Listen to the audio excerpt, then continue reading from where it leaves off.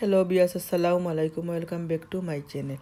আশা করি যে যেখানে আছেন ভালো আছেন। আলহামদুলিল্লাহ আমি আল্লাহর রহমতে বেশ ভালো আছি। আজ আমি আপনাদের সাথে শেয়ার করবো একদম নতুন একটা রেসিপি, যা আমি ইউটিউবের মধ্যে কিন্তু এখন পর্যন্ত দেখছি না। এই রেসিপিটা আপনাদের সাথে শেয়ার করবো, আশা করি আপনাদের কাছে ভালো লাগবে। ভালো লাগলে like, comment, share and subscribe করবে। তাহলে চলুন আজ আমি কি রান্না করছি সেটা এখন শেয়ার করবো। আপনারা অবশ্যই দেখে বুঝতে পারছেন যে এটা কি। এটা হচ্ছে গরুর মাংস দিয়ে মগজ বোনা। এখানে দেখতে পারা আমি 2 কেজির মতো গরুর মাংস নিতে, এটাকে আমি খেটে ধুয়ে পরিষ্কার করে নিছি। আর এখানে নিছি আমি একটা গরুর মগজটারে আমি ছোটো ছোটো টুকরো করে খেটে ধুয়ে পরিষ্কার করে নিছি। তারপরেও দেখতে পারা অনেক রক্ত বের হয়েছে। আমি আবার যখন দিমু তখন আবার ধুয়ে নেব। এখন দেখতে পারা একটা হাঁডির মধ্যে আমি তেল দিছি।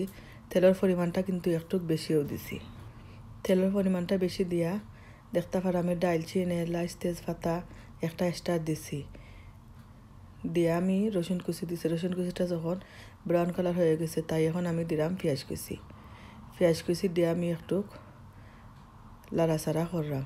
লাড়াচাড়া করিয়ে আমি এখন দেব আমি স্বাদ মতো লবণ দিয়ে আমি পেঁয়াজটাকে ব্রাউন কালার করে ভেজে নেব। আজকে আমি গরুর মাংস দিয়ে গরুর মগজ বোনা করাম। এটা কিন্তু আসলে একদম নতুন একটা রেসিপি। আর খেউতো দিয়ে তখন তাই আমি অবশ্য জানি না, আমি চার্জ করে দেখছি। তাই আজ আমি এটা আপনাদের সাথে শেয়ার করাম। অবশ্যই আপনারা একবার হলেও কিন্তু ট্রাই করবেন, এভাবে রান্না করে খাইবেন। এখন দেখতে পারলাম আমার পেঁয়াজটা কিন্তু ব্রাউন কালার হয়ে যাওয়ার পর এখানে আমি নিছি 1 চামচ হলদের গুঁড়া, 2 চামচ মরচর গুঁড়া, 1 চামচ কারি পাউডার, 1 চামচ গরুর মাংসর মশলা। এরপরে আমি নিছি ধনিয়া গুঁড়া, জিরার গুঁড়া, গোলমরিচর গুঁড়া, পাঁচফোড়ন মশলা। প্রায় এখানেও 9 থেকে 10 রকমের মশলা দিয়ে আমি একসাথে এখন আমি মশলাটাকে ভালোভাবে ভেজে নেব, যাতে মশলার মধ্যে একটা গন্ধ থাকে, এই গন্ধটা কিন্তু চলে যায়। এখন দেখতে পারা আমি 7 থেকে 8 মিনিট মশলাটাকে ভালোভাবে কষিয়ে নিয়ে এখন আমি দিছি গরুর মাংসগুলা দিয়ে দিলাম। আসলে আমরা যে কোনো রকমের মাংস কিন্তু আমরা যত ধুয়ে রাখি তারপরে দেখবা কিন্তু অনেক রক্ত বের হয়। তাই দেখতে পারা আমি অনেক সময় ধুইয়া কিন্তু আমি পানিটা জড়াইয়া নিছি, কিন্তু আমার আর রক্ত বের হয়েছে না, কারণ মাংসটারে আমি বেশ কিছুক্ষণ ধরে ধুয়ে নিছি। এখন দেখতে পারা আমি ভালোভাবে এটাকে মাংসটাকে মশলার সাথে ভালোভাবে মিক্স করে নিলাম। এখন আমি মশলাটাকে আমার মিক্স করাটা হয়ে গেছে, তাই এখন আমি ঢাকনা দিয়ে রেখে দেব। এটাকে আমি ভালোভাবে কষিয়ে নেব। আর এটার মধ্যে কিন্তু আমি এক্সট্রা কোনো পানি দিতাম না। এখন দেখতে পারলাম আমি 5 মিনিট পরে কিন্তু আবার ঢাকনাটা তুলে নাড়াচাড়া করলাম, কারণ পুড়ে না যায়। যে মাংস কিন্তু পুড়ে গেলে খেতে কিন্তু একদম ভালো লাগে না। তাই আমি যাতে পুড়ে না যায় আমি 5 মিনিট পরে এটাকে এভাবে নাড়াচাড়া করলাম। এটা থেকে কিন্তু পানি বের হবে। এখন দেখতে পারা 10 মিনিট পরে আমি আবার চলে এসেছি। মাঝে কিন্তু আমি একবার নেড়ে দিয়েছি, অনেক পানি কিন্তু বের হয়েছে। এই পানি দিয়ে আমি এটাকে সিদ্ধ করে নিব, আর এক্সট্রা কোনো পানি দিতাম না। এটা যখন আমার প্রায় 80% সিদ্ধ হয়ে যাবে তখন আমি মগজগুলা দেব, কারণ মগজ সিদ্ধ হতেও কিন্তু বেশি সময় লাগে না।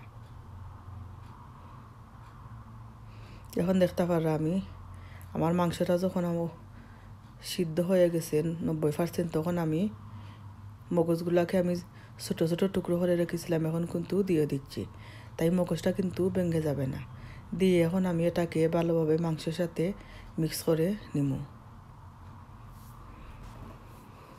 আপনারা যারা খাইছেন না তারা অবশ্যই একবার হলেও কিন্তু এই রেসিপিটা ট্রাই করে দেখবেন। এটা কিন্তু অনেক টেস্টি হয়েছে। আপনারা অবশ্যই খেয়ে আমাকে বলবেন। কিন্তু আমি বললে অনেকে হয়তো মনে করতে পারবেন যে আমরা খাইছিনি, কিন্তু আপনারা নিজেরা যেভাবে রান্না করে খেতে পারেন আমাদের মতো, আমরা তার জন্য আপনাদের সাথে শেয়ার করি। অনেকে হয়তো জানেন, অনেকে জানেন না। যারা জানেন না তারা অবশ্যই এভাবে ট্রাই করে দেখবেন। অনেক মজার একটা আনকমন নতুন একটা রেসিপি আপনাদের সাথে শেয়ার করলাম। আশা করি সবাই কিন্তু ট্রাই করবেন। আর আমার এই গরুর মাংস দিয়ে গরুর মগজ বোনাটা আপনাদের কাছে কেমন লাগছে অবশ্যই আমাকে কমেন্ট করে জানাইবেন। আর দেখে অবশ্যই আপনারা বুঝতে পারবেন যেটা কিন্তু অনেক টেস্টি হবে, কারণ এটার কালারটাও কিন্তু অনেক সুন্দর হয়েছে।